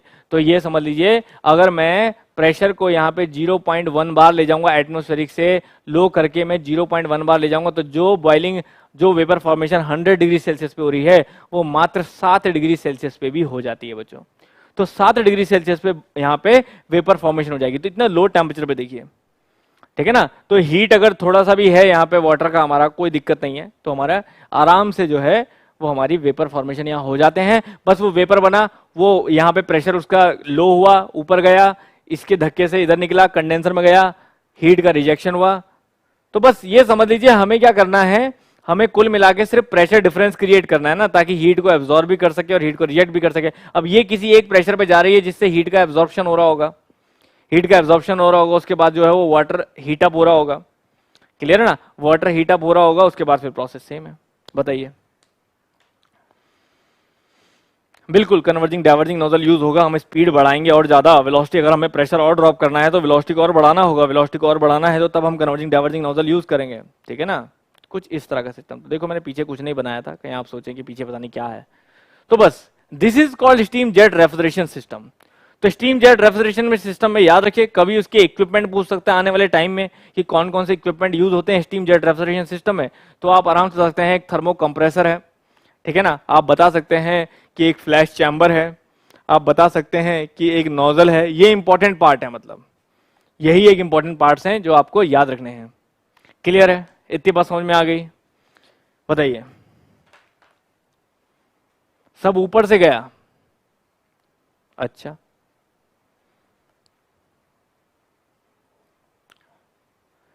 अब एक लिख रहा है सब ऊपर से, दूसरा लिख रहा है सर सुपर से। अब किसका मालूम है कि ऊपर वाला सही चल रहा है या सुपर वाला सही चल रहा है? तो चलिए मान लेते हैं सबसे नीचे वाले को लेते हैं कि ऊपर से जाने वाला सही है, ठीक है।